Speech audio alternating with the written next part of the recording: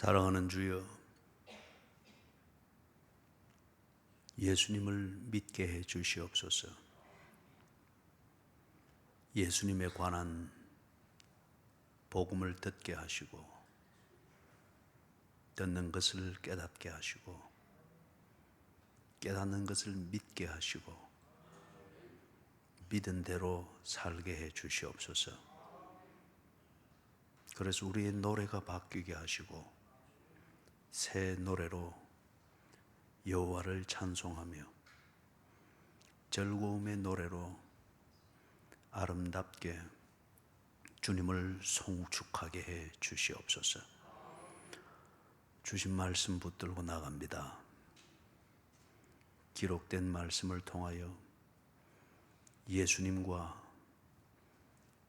보내신 하나님의 일을 우리에게 드러내시기를 원하시는 하나님의 그 뜻하신 바를 믿습니다. 주여, 기록된 성경을 상고할 때에 성령이여 감동 감화시켜 주시옵소서. 예수님의 이름으로 간절히 기도드리옵니다. 아멘.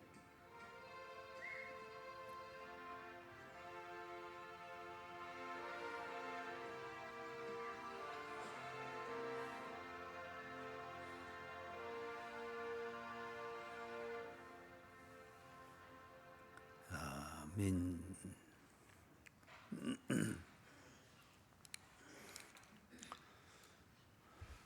첫째가 요한, 둘째가 시온이, 셋째가 잊어버렸고, 넷째가 모세, 셋째가 노아,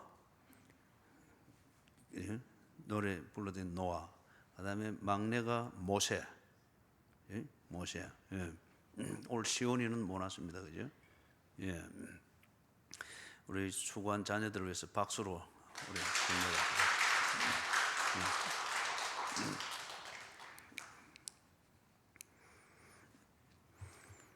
노아, 모세 앞으로도 좋은 연주를 기대합니다. 누가복음 13장 31절에서부터 35절까지입니다. 같이 읽습니다. 곧 그때에 어떤 바리새인들이 나와서 이르되 나가서 여기를 떠나소서. 헤롯이 당신을 죽이고자 하나이다. 이르시되 너희는 가서 저 여호에게 이르시되 오늘과 내일은 내가 귀신을 쫓아내며 병을 고치다가 제3일에는 완전하여지리라 하라. 그러나 오늘과 내일과 모레는 내가 갈 길을 가야 하리니 선지자가 예루살렘 밖에서는 죽는 법이 없느니라. 예루살렘아 예루살렘아 선지자들을 죽이고 네게 파송된 자들을 돌로 치는 자여, 암탉이 제 새끼를 날개 아래에 모음같이 내가 너희의 자녀를 모으려 한 일이 몇 번이냐. 그러나 너희가 원하지 아니하였도다. 보라, 너희 집이 황폐하여 버린 바 되리라.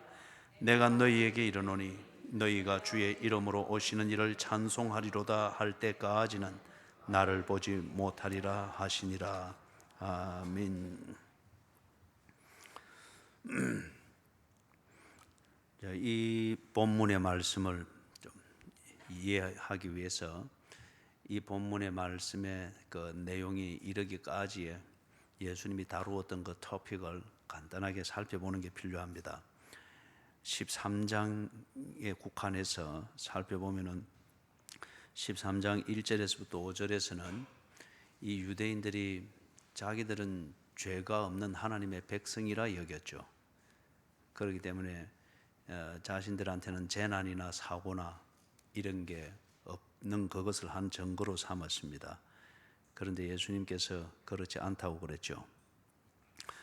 그래서 이 죄에 대한 형벌과 회개하지 아니하는 그 강팍한 마음과 체질을 고치기 위해서 때로 하나님께서 사고를 당하기도 합니다.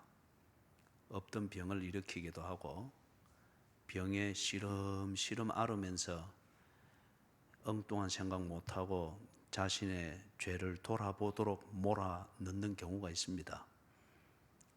때로는 시드니에서 경험했던 것처럼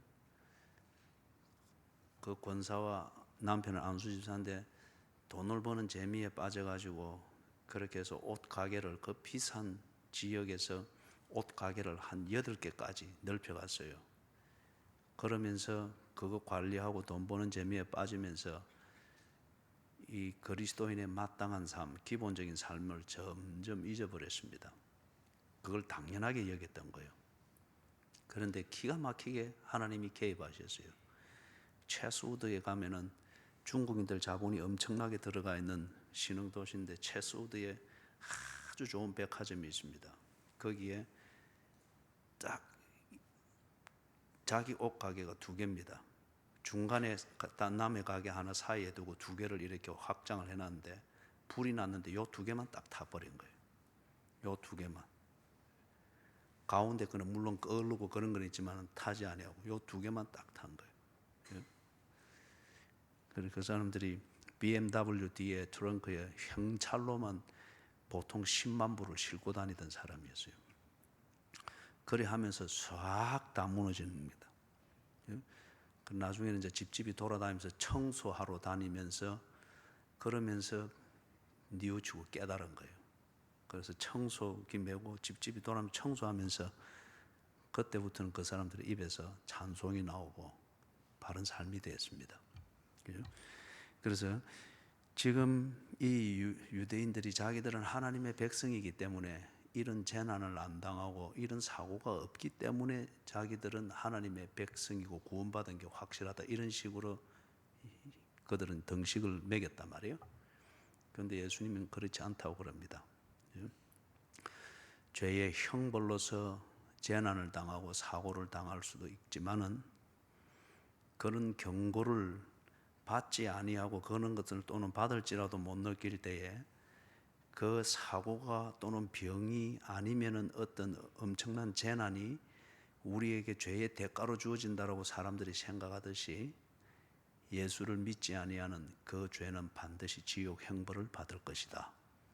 그걸 지금 가르쳐 줍니다. 그러면서 유대인들이 바른 신앙이 아니고 지옥에 합당한 종교 생활을 하고 있다고 하는 것을 6절 이하에서 몇 가지로 가르치죠. 그래서 6절에서부터 9절에서는 그들에게 열매가 없다는 겁니다.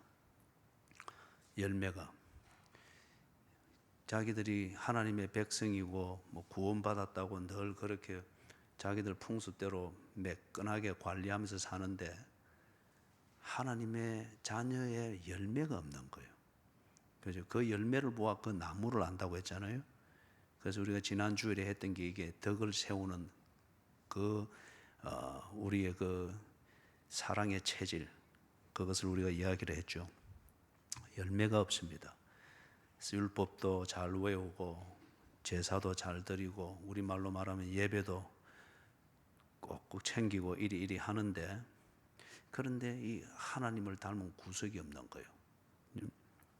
그 다음에 10절에서부터 17절에서는 자기들이 하나님의 백성이라고 하는 그 증거로서 안식일을 지키고 회당 중심의 생활을 하고 있다고 하는 이걸 증거로 삼았습니다. 우리는 무엇을 하도 어디에 있더라도 회당 중심으로 그렇게 해서 특별히 안식일을 기억하여 지킨다는 것으로서 자기들이 하나님 백성되고 구원받았다고 하는 증거로 삼았습니다. 그런데 예수님이 그들의 하나님의 백성된 증거로 삼는 회당의 실상을 확 열어 보여주었습니다. 정말로 회당이 자기들의 하나님 백성된 증거인 것 같으면은 회당에서, 무엇보다도 회당에서 그들에게 하나님의 마음을 가르치고 그들은 회당 중심의 삶을 통하여 하나님의 마음을 배워가야만 됩니다. 그런데 확 펼쳐보니까 회당에 뭐가 있는 겁니까? 하나님의 마음이 전혀 없습니다. 전혀 없고 귀신 들려서 꼬부라진 그러한 인생만 있습니다. 그러면서 귀신 들려 꼬부라지는데 그걸 우리 현대말로 패러디 하면은 성령 받아서 기이하게 그렇게 사는 것처럼 그리 말합니다. 앞에서 들었던 예로는 하나님이 축복하셔서 교회 갈 시간도 없이 바쁘게 성공했다, 이렇게 하는 것과 같은 거죠. 그래서 그들이 하나님 백성된 증거로 삼는 그들의 회당, 다른 말로 하면 그들의 교회 생활을 확 까발려 보니까 그것을 근거로 해서 내가 구원받았다고 말할 수 없는 실상이 드러나 버린 거예요. 회당 안에 성령님이 없습니다. 회당 생활을 하고 회당 중심으로 산다고 하는 그들의 삶에 성령이 없고 귀신이 있습니다. 그리고 그들의 관심에 성령을 듣고 하나님의 마음을 알고자 하는 이 관심이 없고, 귀신이라도 좋으니 무언가 나를 깜짝깜짝 놀라게 해줄 종교적 기적과 경험에 대한 관심이 있을 뿐입니다. 그들은 하나님의 백성이 아니었습니다. 하나님의 백성이 아니었어요. 유대교라는 짝퉁 기독교에 그들에게 서로 필요해서 타협을 하면서, 유대교는 유대인들이 원하는 대로 해주면서 그리고 구원받은 것처럼 만들어주고, 유대인들은 유대교가 원하는 것을 해주면서 유대교의 교권과 이 모든 것을 실어주는 상호 기생하는 어떤 이러한 구조가 되었습니다. 그래서 이 엄청난 구조를 예수님께서 확 까발려낸 겁니다. 너희들은 결코 하나님의 백성이 아니다. 그 다음에 18절에서부터 21절에서 이 사람들이 가소롭게 여기는 그 기독교를 예수님께서 그 본질을 설명을 해줍니다. 겨자씨와 같다. 그러나 중요한 것은 유대교가 아무리 크지만은 그거는 생명이 없는 거다. 그 옷집이 아무리 좋은 자리에서 두 개로 확장해서 딱 쌍둥이로 있어도 그거는 생명이 없는 거였습니다. 불하면 폭 나니까 그냥 그대로 폭삭 주저앉아 버리는 거예요. 유대교가 아무리 크고 그래서 크기 때문에, 그리고 유대교의 교권으로 너희들이 구원받았다라고 말해서, 그래 너희들은 그냥 때 되면은 성전세 주고 그냥 헌금하고 기부하는 걸로 의무 다 하고, 그 다음에 네 마음대로 하면 유대교는 너희들에게 하나님의 백성이다, 그렇게 뭐 면죄부 주듯이 그렇게 해주는 상호 이런 작용인데, 그런데 그 유대교는 생명이 없다. 너희들에게 생명을 주는 것도 아니고 너희들의 생명을 보장하는 것도 아니다. 그런데 너희들이 지금 무시하고 아무 소용이 없는 것처럼 여기는 나 예수, 그리고 예수의 복음, 여기는 생명이 있다, 잘한다는 거예요. 그래서 겨자씨에 비교를 했습니다. 겨자씨가 콧김에도 흔들릴 정도로 아주 보잘것없이 보이지만, 그러나 그것은 분명한 실체가 있고 생명이 있고 자랍니다. 그리고 때가 되면은 커서 거기에 공중의 새들이 와서 깃든다고 합니다. 이게 하나님의 나라라는 거예요. 하나님의 나라. 그리고 여기에 잠깐 더하면은, 교훈을 더하면 이렇습니다. 예수를 믿는, 참으로 예수를 믿고 구원받은 사람이 한 명이라도 그 가정에 있으면은 그 가정은 결코 무너지지 않습니다. 왜냐하면 그 사람에게 심겨진 이 복음이라고 하는 것이 자라고, 그리고 그것이 가지를 뻗게 될 때에 예수를 건성건성 믿는 가족이든지, 아니면 남봉꾼과 같은 가족이 있든지, 아니면 참 적그리스도와 같은 그런 가족 구성원이 있을지라도, 이 진정 겨자씨와 같은 하나님의 나라를 소유한 이 하나님의 사람이 자랍니다. 그럴 때에 그 가족이 변하는 것을 봅니다. 변하는 것을.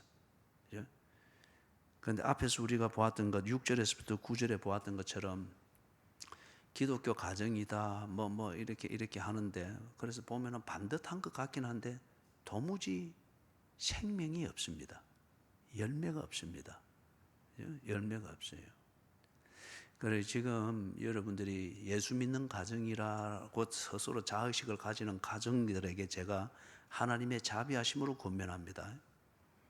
오만한 자의 자리에서 내려와야 됩니다. 스스로 우리는 괜찮다, 우리는 이런 말씀은 우리에게 해당이 안 된다 하는 그 오만함, 그죠? 거기서 내려와야 됩니다. 그렇게 보지 말고 열매가 있는가 그걸 봐야 됩니다. 열매가 있는가, 그리스도의 흔적이 내게 있고 우리 가정에 있고 우리 가족들에게 있는가, 그걸 봐야 됩니다. 그죠? 자, 그래서 겨자씨와 같다, 겨자씨 하늘과 같다. 참으로 예수를 믿는 구원받은 백성이 있으면은 그 사람으로 인해서 그 가족은 시간을 두고서 다 복음으로 변화되는 것을 우리가 보아오고 있고, 그게 신학적 원리입니다. 신학적 원리예요. 그죠? 그 다음에 그 20절, 21절에서는 하나님의 나라를 누룩에다가 비교합니다. 아주 조그만 거지만은 이걸 가루 스말 속에 넣어 놓으니까 그 가루가 다 바뀌어 버리는 거죠. 하나님의 나라가 이렇다는 겁니다. 유대교의 교권과 풍습과 교리와 어떤 이런 것으로서 그 권력으로 됐다 하니까 구원받았다, 이게 아니다는 거죠. 하나님의 나라는 정말 본질을 변화시키는 것이라는 거죠. 그래서 예수와 예수님의 복음이 유대교의 교권처럼 엄청난 힘으로서 그냥 됐다 하면 되게 되는 거고, 그건 힘이 안 보이지만은, 그러나 예수와 예수의 복음은 반드시 사람과 가정과 사회를 변화시켜 놓는다는 거예요. 본질적으로. 그죠? 본질적으로. 이게 하나님의 나라라는 겁니다. 그래서 유대인들에게 지금 암시적으로 예수님이 이걸 묻는 겁니다. 네가 정말 하나님 나라를 소유했느냐? 네가 정말 변화를 받아 새 사람이 됐느냐? 이걸 묻는 겁니다. 유대인들에게 이게 없었습니다. 유대교의 법, 지금 이슬람의 근본주의자들이 살리아 법을 가지고서, 그것 때문에 탈리반이 생긴 거죠. 살리아 법을 가지고서 그 법에 안 걸리도록 이슬람 근본주의 정권이 지배하고 탈리반이 지배하는 나라에서는 그 법에 안 걸리도록 사람들이 까치발을 들고 다닌단 말이에요. 안 걸리면은 그날도 무사히 넘어간 거예요. 그렇다, 그런 식으로 해서 기독교의 생활을 그렇게 할 때 유대인들이 율법주의의 그 권위에 또는 그 힘에 안 걸리기 위해서 까치발 들고 다닌다. 그런다고 해서 하나님의 백성이 아니다 말이죠. 그죠? 정말 변화되었느냐? 정말 변화되었느냐? 누룩이 밀가루를 변화시키고 겨자씨가 자라서 큰 나무가 되어 공중의 새들이 와서 깃들 만큼 자라는 생명이 있듯이 네가 정말 그렇게 변화되었느냐? 그렇지 않으면 버리운 자니라. 그걸 지금 18절에서부터 21절 예수 믿는 그 신앙의 본질이 뭔가를 가르쳐 줬습니다. 그 다음에 22절에서부터 30절에서는 지난주 우리 수요일 날 보았죠. 그런 사회, 유대교가 지배하고 있고 그런 방식으로, 그런 사고방식으로 구원이 무엇인지, 하나님의 백성이 무엇인지를 설명하고, 또 그것을 거부하면은 출교당해서 직업을 구할 기회든지 사유재산을 소유할 권리든지 이런 게 실제적으로 박탈을 당한 것과 같은 그런 삶을 살아야 되는 사회에서 유대교가 정죄하고 무시하는 예수가 진리이고 그분의 가르침이 복음인 줄 믿고 그것을 받아들이고 그렇게 사는 것은 좁은 문으로 들어가는 것과 같다는 거예요. 객관적으로 볼 때는 그게 고생을 사서 하는 것이라는 거죠. 그죠? 사서 하는 것이다. 그냥 유대교가 가르쳐 주는 대로 하면은 만사 오케이입니다. 그러면은 회당에 가도 구원받은 자로 취급받고 하나님의 백성으로 취급을 받고, 그래서 사회생활, 그들 방식으로 말하는 하나님의 백성들이 하는 사회생활에 직업도 구하고 사유재산도 구하고 모든 걸 다 할 수 있는 아주 편합니다. 그런데 예수님이 떡 나타나가지고 그것을 주도하는 사람들을 보고 독사의 자식들이라 이렇게 하면서 예수가 하나님의 나라고 그 예수를 진리라고 믿고 인정하게 될 때에 유대교가 지배하는 그 사회에서는 완전히 축출되는 거예요. 이럴 때 여러분 정말 예수를 믿을 수 있겠습니까? 이럴 때 정말 예수를 믿을 수 있겠느냐 하는 거예요. 그 복음을 받아들일 수 있겠습니까? 좁은 문으로 들어가기를 힘쓰라. 예? 좁은 문으로 들어가기를 힘쓰라. 그 사회에 살아남는데 편리한 그 어떤 길과 편리한 조건을 제시해 주는 것이 복음이 아니라는 겁니다. 어떤 면에서 우리를 편리하게 그렇게 익숙하도록 만들어 놓은 그 사회의 구조, 이 속에서 거기에 함몰되지 아니하고 복음을 바로 듣고 그 복음을 따라서 방을 옮기는 이것, 이게 신앙생활이라고 합니다. 그래서 좁은 문으로 들어가기를 힘쓰라. 그런데 이 유대인들이 이런 경험이 없었단 말이에요. 태어나서부터 유대인이고 자라면서도 유대인이고, 그죠? 할례가 그들에게는 큰 증거였고, 그렇기 때문에 그 속에서 아주 익숙하게 그래 나가면 되는데, 그러면 하나님의 백성이고 다 그런 줄 알았는데 그리 살면은 어떻게 된다고요? 25절에서 아주 충격적인 말을 합니다. 내 너를 모른다 그럽니다. 너희가 어디서 온 자인지 알지 못하노라. 내 유대인입니다. 할례를 받았습니다. 그래, 그런데 나는 네가 누군지 모르겠다. 예? 그래서 26절에 그들의 열성을 이야기를 합니다. 이거는 예수님 주변에서 그렇게 열성적으로 했던 것도 이야기를 합니다. 그런데 구경꾼은 어디까지나 구경꾼입니다.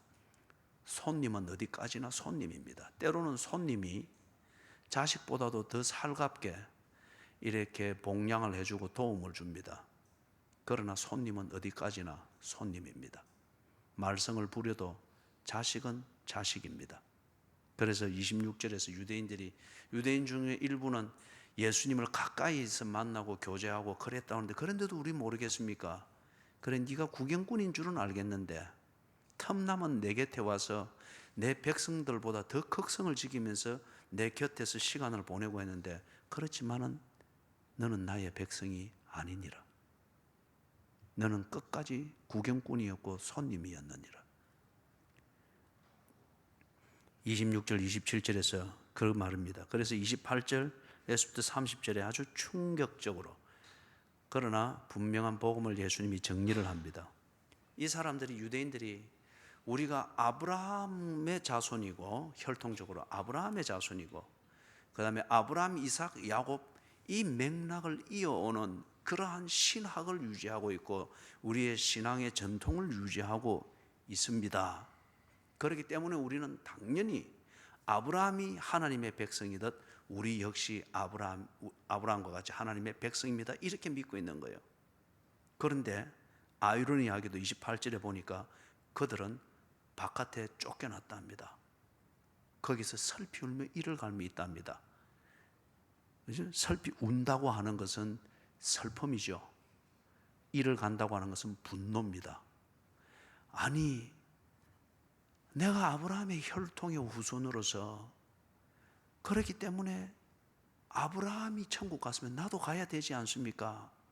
그런데 왜 나를 모른다 합니까? 분한 거예요. 한편 지 처지가 슬픈 거예요. 그래서 바깥 어두운 데서 슬피 울며 이를 갈미 있으리라. 혈통으로 결코 구원받지 못하는 것을 예수님이 딱 이야기했습니다. 그리고 전통을 울고 먹는 것으로 결코 구원받는 것이 아닌 것을 분명하게 이야기했습니다. 여러분, 듣기는 못하지만 이거는 진리입니다. 아버지는 구원을 받는 믿음을 가졌으나 그 아버지와 지금 함께 교회 생활을 왔다 갔다 하든지, 또는 형제가 같이 같은 가정에서 예수 믿고 밥상에서 같이 기도를 하지만은 한 사람은 구원을 받고 한 사람은 슬피 울며 이를 갈게 될 수가 있습니다. 집에서 가정 예배 드리면은 뭐 늘 해오던 방식대로 그렇게 하고 뭘 이리 해서 다 구원받은 것으로 착각을 할 수 있는데, 그 가족 중에 정말 예수를 믿는 자는 아브라함의 품에 있을 것이고 그 전통에는 익숙해 있고 구원받았고 뭐 몇 대째 우리가 뭐 예수 믿는 집안이라고 은근히 오만한 자리에 있는 그 자는 그때에 바깥에 쫓겨나서 슬피 울며 이를 갈미 있을 겁니다. 이게 우리의 현실일 겁니다. 그래서 29절에 그 말이죠. 사람들이 동서남북으로부터 와서 유대인들에게 있어서 이들은 이방인들이고 이방인은 곧 하나님의 백성 아니라는 이 말이에요. 동서남북으로 그들의 관점에서 신앙적 관점에서 볼 때는 그들은 잡종입니다. 그런데 동서남북에서부터 흑인이든 백인이든 황인종이든 노예든 부자든 배운 자든 못 배운 자든 병자든 건강한 자든 유대인의 율례와 전통과 전혀 상관없이 동서남북으로부터 온 이 사람들이 떡 하나님 나라에 들어가 있는 거예요. 이들은 아브라함의 혈통도 아니고 아브라함이 지키던 그 전통을 하나도 모르는데 어찌 이런 사람들이 있지? 차이는 이 사람들이 예수를 진리로 믿었습니다. 그리고 예수님을 믿기 위해서 저들의 방에서 예수님이 있는 방으로 옮겨 들어갔습니다. 유대인들은 아브라함의 혈통과 전통이라는 방으로 들어갔지 예수의 방으로는 들어가지를 않았습니다.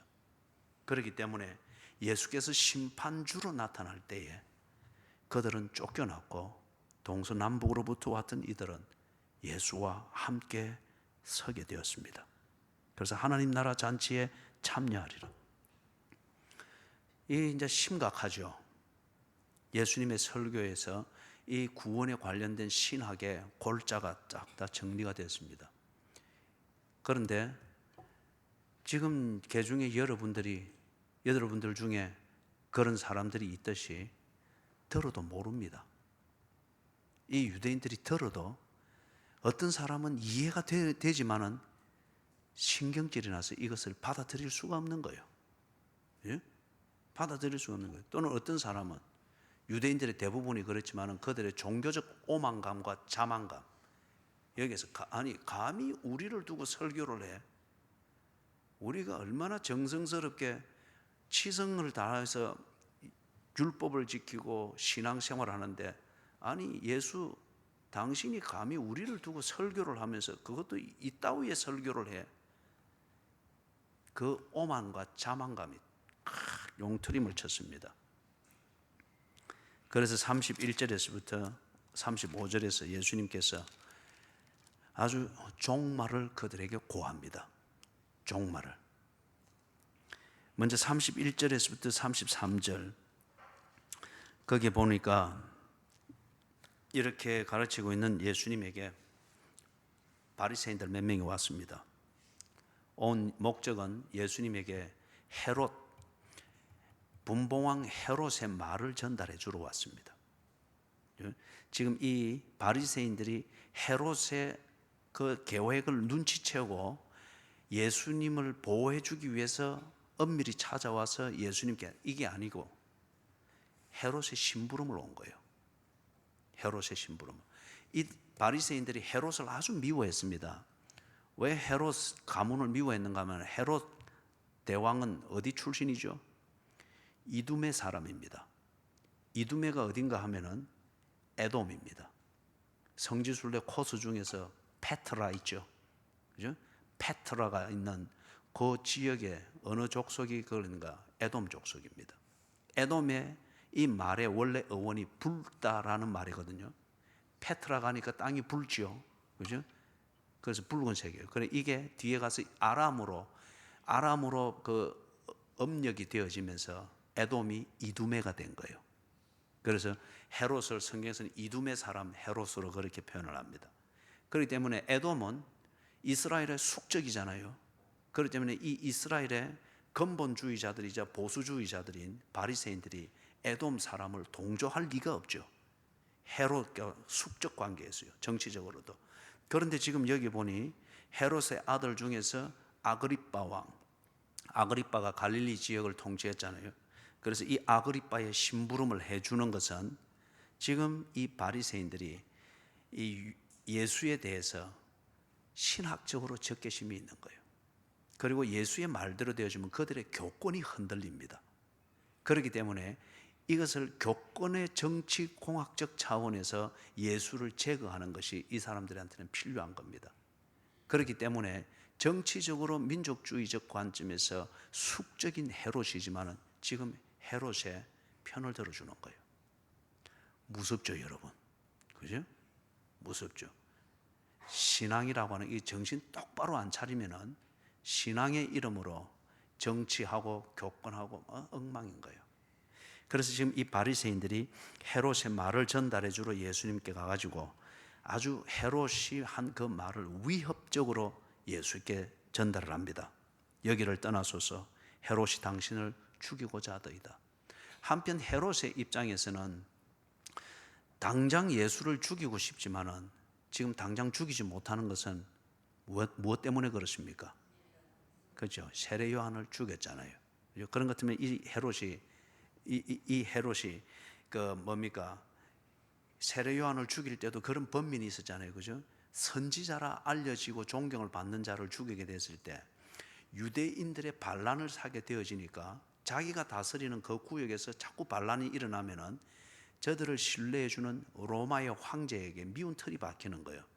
그러면은 이 꼭두각시 왕이기 때문에, 분봉 왕이기 때문에 쑥 밀어버리면은 그 자리 금방 잃어버리는 겁니다.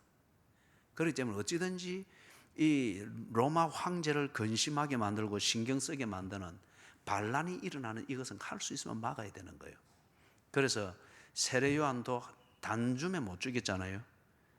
그런 것 때문에 그냥 두고 머뭇거리고 있다가 어떻게 하겠다고 죽였습니까? 그죠? 예? 예, 살로메가 춤추고 막 이래다가 그 혹 해가지고, 그죠? 뭐 죽고? 그러니까 그 뒤에 살로메 뒤에 있는 그 여우 같은 엄마가 목 달라 그래라. 그죠? 그러니 그걸 딱 죽인 거잖아요. 예? 그래서 이게 참 밀란이 있을 수 있고, 이 지금 내관이 있는데 여기에 또 지금 어찌됐든지 간에 관심과 센세이션을 일으키면서 몰고 다니고 있는 이 예수를 또 단박 죽이게 될 때에 큰일 난단 말이에요. 그래서 지금 헤롯이 바리새인들 몇 명을 심부름 보내서 이 위협을 전달한 겁니다.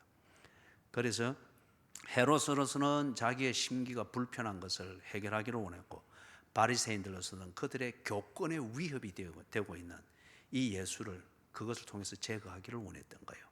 예? 32절에서 예수님의 대답입니다. 너희는 가서 저 여우에게 이르되, 저 여우에게 이르되, 예수님이 여우로 지칭한 사람은 이 헤롯입니다. 딱 유일하게 헤롯입니다. 유대인들에게 있어서 이 여우는 아주 간교하고 간사한 것, 그 다음에 목적 없이 요래저래 간교하고 간사한 것, 그겁니다. 그죠? 그렇기 때문에 여우는 언제나 이 살려둘 가치가 없는 짐승으로 여겼습니다.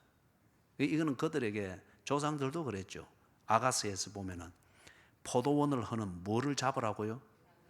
예, 큰 여우도 아니고 작은 여우를 잡으라. 온데 해집고 다니니까 잡으라. 그래서 그런 종류의 사람들 또는 그런 종류의 신앙 공동체에 그런 종류의 사람들을 여우에다가 비교했습니다. 그래서 지금 이 헤롯을 저 여우에게 이르되, 그러면 헤롯에 대한 악감정을 표현하는 이것보다는 예수님은 지금 헤롯이 누군가를 잘 알아라는 거예요. 너희들이 지금 헤롯의 심부름을 해주고 있는데 헤롯이 어떤 종류의 사람인가를 너희들이 잘 알아라, 그 말입니다. 그죠? 그래서 저 여우에게 이르되 오늘과 내일은 내가 귀신을 쫓아내며 병을 고치다가 제3일에는 완전하여지리라. 여기서 오늘과 내일 또는 제3일을 문자 그대로 이걸 뭐 예수님의 3년의 공생에 그렇게 생각할 필요는 없습니다. 한정된 시간을 말합니다. 한정된 시간이 돼 아주 짧은 시간입니다. 나중에 지나고 보니까 예수님이 3년 딱 보여주었죠. 아주 짧은 시간이었습니다. 그래서 오늘과 내일은 내가 귀신을 쫓아내며 병을 고치되, 이걸 통해서 뭘 보여주고자 하는 거예요? 하나님 나라가 임했음을 보게 한 거죠. 당시 사람들은 유대인들일지라도 어느 권세에 그들이 벌벌 떨었습니까? 귀신의 권세에 벌벌 떨었습니다. 지금 우리 현대 교인들 같으면은 하나님 하면서도 어느 권세를 정말 겁냅니까? 경기의 권세. 그죠? 경기는 곧 돈과 직결되니까 경기가 불경기냐 호경기냐, 또는 어느 권세에 또 벌벌 떱니까? 병에 대한 두려움. 병이 온 것도 아닌데 병에 대한 두려움 때문에 스스로 병자가 되는 거죠. 이런 것을 딱 예수님이 와서 한마디로 없애주고 뭐 이렇게 하니까 그들이 정말 주인으로 섬기던, 탐탁하게 여기거나 존경하지는 않습니다. 그러나 그 앞에서는 언제나 소신을 꺾고 꼬리를 내누는 그 주인, 귀신을 쫓아내고 재물의 권세를 쫓아내고 염려를 쫓아내는 이 예수님을 보면서 이는 정말 다르다. 그가 하나님의 나라라고 하는 것은 인정하거나 깨닫지는 못했으나 귀신과 다르고 경기와 다르고 질병의 권세와 다르고 이 세대의 권세인 염려와 다르다. 그래서 예수님을 다시 보게 되는 거죠. 그래서 귀신을 쫓아내며 병을 고치다가 제3일에는 완전하여지리라. 이 짧은 시간 내가 드러내 보여주는 이것을 통해서 너희들이 헷갈리고 아니면 관심 있으면 더 큰 호기심을 가지고 구경하기 위해서 내게 바짝 다가오는데 내가 누구인가를 완전하게 드러내게 되리라.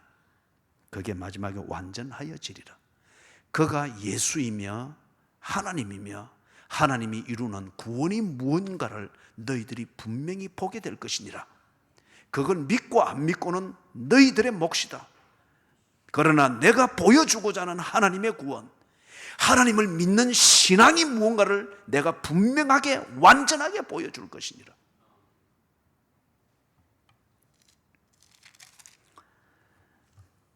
33절에서 그러나 오늘과 내일과 모레는, 이건 역시 앞에 32절에는 오늘과 내일, 그리고 제3일에는 이래 해서 그래 했는데 오늘 여기서 33절에서는 오늘과 내일과 모레는 내가 갈 길을 가야 하느니, 여기는 완전하여진 게 없잖아요. 여전히 진행형이잖아요. 그죠? 그렇기 때문에 이걸 두고 모순이다 그래 볼 필요는 없어요. 앞에서도 오늘과 내일 그리고 제3일에는 짧은 시간 안에 이런 일들이 있을 것이라는 그 강조하는 유대인의 표현이듯이 33절에도 역시 그런 겁니다.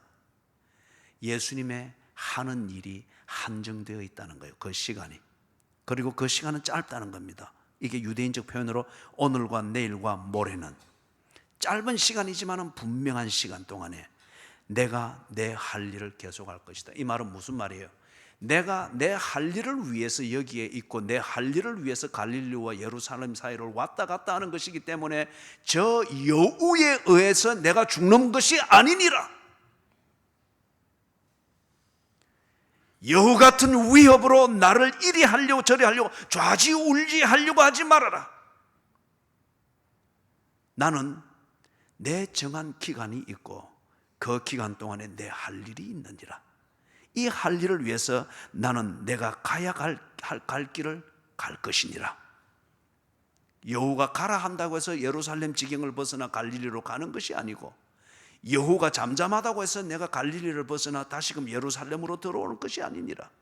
내 갈 길을 가야 하리라. 그래서 선지자가 예루살렘 밖에서는 죽는 법이 없느니라. 이 말은 지금 저 여우의 위협보다도 예루살렘이, 정말 이 예루살렘이 하나님의 일을 방해하고 하나님을 저항하는 이걸 두고 지금 탄식하고 있습니다. 여우에 의해서, 저 여우에 의해서 선지자들이 죽고 하나님이 보낸 사자들, 메신저들이 죽은 것이 아니라 바로 이 예루살렘이 죽였다. 너희들이 하나님의 백성이라고 하고 구원받았다고 하는 확신의 이 근거로서 무엇보다도 예루살렘의 건재함과 예루살렘의 신비와 예루살렘의 그 외형적 거룩을 내세우면서 너희들이 하나님의 백성이고 예루살렘이 건재한 이상 우리를 향한 하나님의 약속은 진행형이고 우리는 건재하다라고 그렇게 삼는데, 바로 이 예루살렘이 하나님의 보내신 자들을 죽였다. 이 예루살렘이 하나님의 말씀을 대변하는 선지자들을 죽였다. 여우가 문제가 아니라 예루살렘이라고 합니다. 그런데 지금 이 유대인들이, 이 이스라엘이 예루살렘을 그들의 구원의 확신의 근거, 하나님의 백성된 근거요 절대적 심볼로 여겼던 거예요.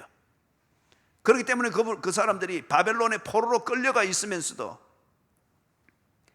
예루살렘의 소식에 오매불망했습니다. 그래서 느헤미야도 예루살렘이 황폐화 됐다는 소식을 들을 때 통곡하여 울었던 겁니다. 그리고 이 유대인들이 포로 생활을 하면서도 예루살렘을 잊을진데 내가 내 손에, 우리 표현으로 말하면 장을 찢을 것이다. 그만큼 이 시온을 그리워했던 것은 그들의 하나님 백성됨의 약속의 심벌이고 그 근거로 삼았기 때문에. 그런데 예수님이 회당을 덜추어내듯이 이 예루살렘 이것에 실상을 확 덜추어내버린 거예요. 정말 이 예루살렘이 너희들의 하나님 백성된 근거일 것 같으면 왜 이 예루살렘에서 선지자들의 무덤을 만드느냐? 왜 이 예루살렘에서 하나님의 말씀을 전하는 메신저들, 오늘 우리 편으로 말하면 참된 설교자들의 무덤을 만드느냐? 여호가 죽이는 것이 아니라 예루살렘이 하나님의 사람들을 죽인다고 하는 것, 이걸 너희들이 생각을 해봤느냐? 그러고도 너희들이 예루살렘 때문에 너희들이 하나님의 백성이라고 말할 수가 있겠느냐? 오히려 너희들은 예루살렘 종교를 믿느라 하나님의 백성의 그 길과 그 자리와 그 복음을 떠나고 있는 것을 모르겠느냐? 34절에 예수님이 웁니다. 다른 복음서에 보면은 이래 하시고 우셨다 그랬죠. 예루살렘아, 예루살렘아. 여기 예루살렘은 다른 말로 말하면 이스라엘로 고쳐서 볼 수도 있습니다. 자기들 스스로 구원받았고 하나님의 백성이라고 착각하고 있으면서 오히려 하나님을 모욕하고 하나님의 사람들을 죽이고 있는 이 어리석으면 어리석고 간사하면 참 간사하고 알고도 이러면 정말 이 사악한 사람들이요. 그죠? 그래서 그들이 그 심볼로 삼고 그 오만함을 거룩으로 스스로 착각하는 근거로 삼는 예루살렘, 이걸 대표로 내서 예루살렘아, 예루살렘아, 선지자들을 죽이고 네게 파송된 자들을 돌로 치는 자요. 얼마나 악한지 몰라요. 그죠? 얼마나 악한지 몰라요. 제가 군대 갔다 와서 작은 형님 댁에 잠시 머물 때 담 하나 뒤에 어느 성결교회 다니는 그 집사님 가정이 있었어요. 한복 바느질을 하면서, 옛날에는 그 직업이 참 좋았잖아요. 큰 집이었는데 거기서 이 아침 되면은 한 주에 3번 정도 가정 예배 드리는 소리가 담 너머로 들어왔습니다. 그러면은 뭔가 이제 설교를 마친 다음에 기도를 하는지 전부 다 막 그 성결교니까 방언으로 막 다다다다다다다다 막 참 열정적이에요. 아주 열정적이에요. 그런데 방언으로 따따따따따따따 막 그렇게 시끄럽게 하고 막 그 가족들이 모여 앉아서 손뼉 팍 지어서 막 아주 활기차게 들리죠. 그런데 그 담 너머에서 똑같은 소음과 시끄러움이 들리는데 찢어지는 싸우는 소리예요.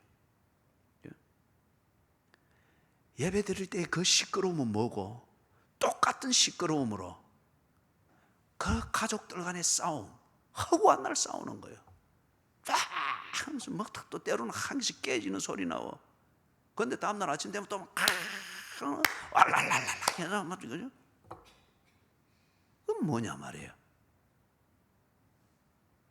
이런 기독교인 가정이 많습니다. 예? 많습니다, 여러분. 저도 젊을 때에 그런 경우들이 한두 번씩 있을 때마다 얼마나 내 자신이 무너졌는지 몰라요. 젊을 때 얼마나 이 설교하면 열정적이었는지 모릅니다.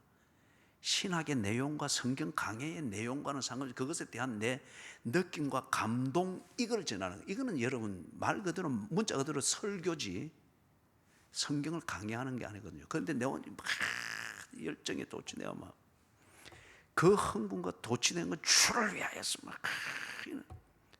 그런데 한 번씩 집에서 이 뭡니까? 충돌이 일어나든지 또는 자녀에 대해서든지 아내에 대해서 충돌이 일어나면 똑같은 그 흥분과 열정으로 팍 질러대는 거예요. 이게 뭐냐 말이에요. 얼마나 하나님 앞에서 참 무너지는 내 모습이었는지 몰라요. 지금 이 34절에서 이 사람들이 그런 거예요. 예루살렘아 예루살렘아 선지자들을 죽이고 네게 파송된 자들을 돌로 치는 자여. 이 오만함을 여러분의 개인의 인격과 신앙생활, 여러분의 가정에서 이 오만함을 찾아내고 벗어버리기를 주의 이름으로 축원합니다. 가정 예배 드리는 자리에서 선지자들을 죽이고 복음을 죽이고 교회를 죽이고 비방을 일삼는, 그리고 우리 가정은 우리 가족은 언제나 은혜 속에 있다라는 이 오만한 자리에, 높은 자리에 앉아있는 가정들이 얼마나 많은지 몰라요. 그 가정의 분위기 때문에 그 가족 구성원들이 교회에서 회개할 줄을 모릅니다. 부모든 자식이든 뻣뻣해가지고. 암탉이 제 새끼를 날개 아래에 모음같이 내가 너희의 자녀를 모으려 한 일이 몇 번이냐. 그러나 너희가 원하지 아니하였도다. 이건 그림이 보이죠. 암탉이 자기 새끼들 병아리를 매가 위에 탁 떴다 싶으면 무슨 소리 하면 탁 병아리 다 오잖아요. 날개 밑에 푹 품어서 이렇게 안고 있잖아요. 그죠? 탁 안고 있잖아요. 그런데 매가 맨 돌고 있는데 저기 병아리 한 마리 혼자 떼뚱떼뚱거린다는 거예요. 내리 꽂혀가지고 바로 탁 채갔다. 누구 책임이에요? 암탉의 책임입니까? 그 병아리의 책임입니까? 암탉이 날개 아래 모으려고 몇 번이나 버둥거리느냐 말이에요. 또 거기에 대해서 이상한 궤변을 늘어가지고 한 마리 어린 양을 찾기 위해서 99마리 그걸 논리를 해가지고 암탉이 밑에 있는 거 다 놔두고 그거 품으러 간다고 포함하면 요거 다 채가면 어쩔 거예요. 버려두고 간 건 아니거든요. 그래서 지금 여러분, 하나님께서 선지자들을 보내고 메신저들을 보내고 전도자들을 보내고 드디어 그 실체인 그분의 독생자 메시아이신 예수를 보내어서 암탉이 새끼를 날개 아래 모으려 한 같이 구원은 이것이다. 유대교가 아니고 유대인들의 전통이 아니고 이스라엘의 종교적 오만감과 자만감이 아니고 이스라엘의 종교적 사회에서 옳다 부추겨주는 거기에 안주해 있는 그 분위기가 아니고 이것이 길이고 진리다. 이게 이 사회생활에서는 좁은 문으로 들어가는 것 같은 고생이 있을지라도 이게 구원이다. 예수께서 암탉이 새끼를 모으려 한 것 같이 그렇게 버둥거림에도 불구하고 예루살렘은 오히려 그들을 돌로 쳐 죽였단 말이에요. 그리고 지금 이 자리에서는 바리새인들이 적과 동침을 하는 이 관계를 가지고서 와서 당신 여기 있으면 죽소, 시혜를 베푸는 척하면서 밀어낸단 말이에요. 그럴 때에 지옥의 권세가 이 이스라엘을 주후 70년 유대인 전쟁에 의해서 초토화되어지고, 그리고 2차 대전 때에 이들이 600만 명이 죽게 되어지는 그때까지 약 2000년을 나라 없이 땅 없이 배회하면서 다니면서 저 시온주의자들 하면서 돌질을 당하고 유리방황하게 되는 이 책임이 누구에게 있느냐 말이에요. 예수를 죽일 때에 이들이 분명히 이야기했습니다. 저자의 피를 우리와 우리 자손에게 돌리소서. 그 저주까지, 자기 스스로에 대한 저주까지 퍼부으면서 비아냥거리면서까지 새끼를 제 날개 아래 품으려고 하는 암탉을 그들은 죽여버렸습니다. 그리고 그 피가 그들과 그 자손들에게 돌아가되 2000년 동안 돌아간 거예요. 그 첫 번째 나타났던 것이 바로 36절에 나오는 것, 보라 너희 집이 황폐하여 버림받으리라. 주후 68년에서부터 70년 사이에서 디도 장군이 이끄는 로마 4군단과 11군단이 양쪽으로 들어가면서 유대 땅이 다 초토화되어도 한 번도 함락된 적이 없던 시온, 이 예루살렘이 돌 위에 도나도 남기지 아니하고 로마 군대 4군단과 11군단이 초토화시키면서 들어간 거예요. 그리고 마지막에 성전을 완전히 초토화시켜버렸죠. 그리고 그 이름을 유대가 아니라 팔레스틴으로 바꿔버렸습니다. 예? 블레셋. 그것의 영어 이름, 라틴어가 팔레스타인이에요. 너희 집이 황폐하여 버림받으리라. 암탉이 날개 아래 모래하되 뻗나간 뺑아리가 꼭 뻗나가면서 나는 유대교 방식으로 할 거야. 내가 편하게 지금 살고 뭐 유대교가 나를 구원받았다고 하면 된 거지. 굳이 그렇게 하면서 뻐둥거리면서 지 마음대로 하는데 그 지옥의 권세에 해당되는 매가 와서 탁 채워갔을 때 지 책임인 거예요. 당신은 지금 어디 있습니까?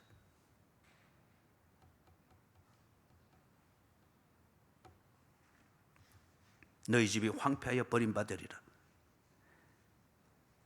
내가 너희에게 이르노니 너희가 주의 이름으로 오시는 이를 찬송하리로다 할 때까지는 나를 보지 못하리라. 너희가 주의 이름으로 오신 이를 찬송하리로다 할 때까지는 재림입니다. 주께서 심판주로서 이제 오늘과 내일 다니면서 귀신을 쫓아내고 병든 자를 고치던 이 하나님 나라를 보여주던 계시의 때는 지나간 거예요. 보여주었으니 이제는 믿느냐 믿지 않느냐 이것을 판가름하여 심판하러 오신다는 거예요. 그게 너희가 주의 이름으로 오신 이를 찬송하리라 할 때까지는 주의 재림입니다. 나를 보지 못하리라.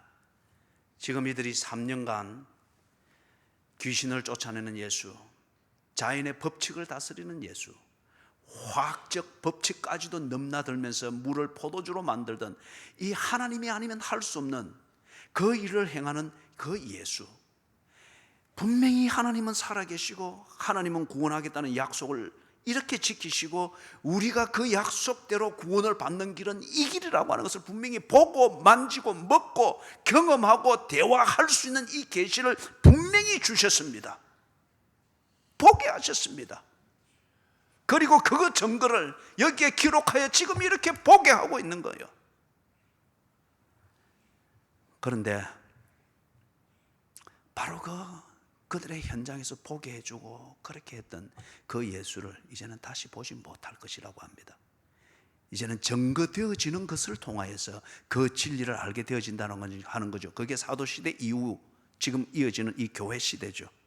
그래서 지금 이 사람들에게 예수님이 직접 오셔서 암탉이 새끼를 날개 아래 모은 같이 그렇게 참 보여주고 그들을 눈높이에서 말해주고 때로는 사고와 사건을 통하여서 경각심을 가지도록까지 해주고 이렇게 함에도 불구하고 몸에 익은 대로 내가 지금 이 사회에서 부귀영화 출세 영달을 얻을 수 있는 기회를 잡았다 싶은 그대로 사회가 인정해 주는 대로 그렇게 가려고 한단 말이에요. 그러는 중에 이제는 나를 보지 못하리라. 지금 우리로 치는 것 같으면 버틸려면 버텨보십시오. 교회를 통하여서 암탉이 새끼를 날개 아래 모음같이 하려고 하는 이것을 여전히 무시하면서 버틸려면 버텨보십시오. 더 이상 듣지 못할 때가 있을 겁니다. 더 이상 교회 가고 싶어도 가지 못할 때가 있을 겁니다. 돈 벌고 번 돈을 계산하는 것이 바빠서 못 간다. 이제는 가고 싶어도 가지 못할 때가 있을 겁니다. 그때에 당신의 그 돈이 당신을 살려주는지 보시라고요. 나를 보지 못하리라. 눈이 성할 때에 예수를 증거하는 성경을 읽으십시오. 귀가 성할 때에 예수를 증거해주고 그것을 믿지 못하는 것을 안타까이 증거하는 설교자의 설교를 똑똑히 들으십시오. 정신이 있을 때에 치매 걸리기 전에 파킨슨슨 병 걸리기 전에 아니면은 어떤 사고를 당하여서 의식을 잃기 전에 정신이 있을 때에 무의식 중에 헛소리를 하면서 지옥이 오라 이러기 전에 정신이 있을 때에 예배를 바로 드리며 성령의 감동의 주심을 간절히 기다리십시오. 정신이 온전할 때에 그렇게 기도하며 하나님께 어쩌면 도발적 기도를 하라고요. 하나님이 정말 살아계시고 이 성경이 예수를 우리에게 보여주고 증언하는 그것이면은 이 성경을 우리에게 주신 성령님의 감동하심을 내게 주시옵소서. 정신이 온전할 때. 미국의 현대 역사에서 가장 위대했던 대통령 중에 한 명으로 평가받는 로널드 레이건, 강한 미국을 세우는 그 대통령이었죠. 이 사람이 정치를 잘하고 난 뒤에 이제 파킨슨씨 병이 오는 것을 보았습니다. 떨리는 거죠. 그게 나중에는 이 정신까지 혼미해지고 떨리고 이런 거 헛소리 하는 걸 자기 미국인들한테 보여주고 싶지를 않았습니다. 그래서 집중적인 치료로 들어가게 될 때, 그래 되면 다음에 나오기는 어려운 거예요. 로널드 레이건이 들어가기 전에 마지막 비디오 메시지를 남겼습니다. 예? 그 미국 시민들에게. 그런 뒤에 파킨슨 병을 한창 중에 앓을 때는, 그때는 무슨 소리 할지도 몰라요. 여러분들이 혹 말해요, 우리 집안에서 연로하신 분들이 계셔서 파킨슨 병이나 치매나 아니면은 다른 정신적 질환이나 큰 중병으로 인해서 의식이 이래 될 때에 헛소리 하는 것, 그거는 진심이 아니니까 거기에 대해서 너무 심각하게 생각하지 마십시오. 정신이 온전할 때에 예수께 어떻게 고백했는가, 어떤 덕을 세우며 살았는가, 그게 진심입니다. 병들어서 노쇠해서 또는 그렇게 병자가 된 상태에서 하는, 의식 없이 하는 헛소리, 이걸 신앙 고백이라 생각하면서 그러지 마시라고요. 그건 아니에요. 로널드 레이건이 그래도 정신이 온전할 때 자기의 신념과 자기의 신앙과 미국에 대한 애국심과 대통령으로서의 품위를, 이게 내 모습입니다 하는 걸 남겨놓고 그 다음에는 사라졌습니다. 나중에 소식은 죽었을 때의 사망 소식만 공개되어진 거예요. 여러분, 암탉이 새끼를 날개 아래 모으려 함과 같이 예수께서 유대 사회에서 그래했고, 그렇게 했던 하나님의 구원의 몸부림을 오늘 교회 중심, 성경 중심, 하나님 중심이라는 이 신앙생활을 통해서 여러분에게 하고 있습니다. 여러분이 정말 구원받았다 생각합니까? 무엇에 근거해서 그렇게 생각합니까? 하나님의 구원을 받았다고 여기는 이 어중간한 생각 때문에 얼마나 오만하고 건방진 교인들이 많은지 모릅니다. 도무지 회개할 줄 모르고 도무지 돌이킬 줄 모르고, 그죠? 이 유대인들이 그렇게 몸부림치는 예수를 향하여 그리했던 것처럼 교회나 설교자를 향하여서 오히려 삿대질을 하며 저항을 합니다. 해보십시오. 주님을 보지 못할 때가 있을 겁니다. 그럴 때에 당신의 그 오만으로 비춰지는 그게 정말 신앙일 것 같으면 그때에도 당신을 정말 구원의 길로 이끌 겁니다. 그러나 그게 아니면 더 이상 성경을 볼 수 없고 더 이상 교회를 갈 수 없고 더 이상 들을 수가 없고 그 지경에 이르게 됐을 때 당신이 만날 것은 딱 하나입니다. 병아리를 채가는 매처럼 지옥의 권세입니다.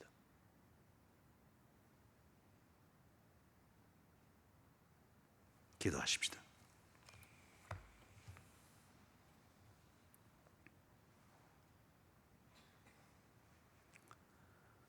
우리를 구원해 주시옵소서.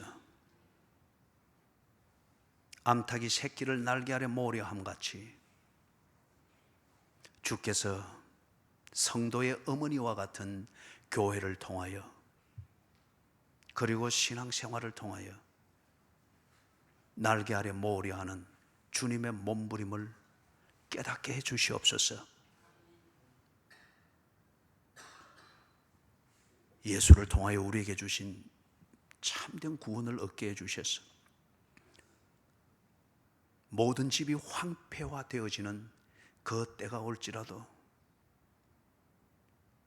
우리를 살게 하는 믿음을 가지게 해주시고, 그리고 어느 때인가 주님을 더 이상 볼 수 없는 때가 올 때 믿음 그것만이 우리에게 남고 믿음을 심어주었던 주님을 더 이상 볼 수 없는 때가 올 때, 그때에도 주님, 날개 속에 들어가지 못한 병아리와 같이 버둥대거나 지옥 권세라는 이 매의 먹잇감이 되지 아니하도록 정말 참된 구원의 믿음을 가지게 해 주시옵소서. 주 예수 그리스도의 은혜와 하나님 아버지의 무한하신 사랑과 성령님의 돌보시며 교통하시는 은혜가 성령의 감동하심으로 기록된 말씀을 성령의 인도하심을 의지하여 듣고 깊이 생각하며 여전히 성령님의 감동케 해주심을 바라면서 깨닫고 믿기를 소원하는 그 간절함을 가지고 저들의 삶의 자리로 돌아가는 모든 양무리들 머리 위에 지금으로부터 언제나 함께 계실지어다.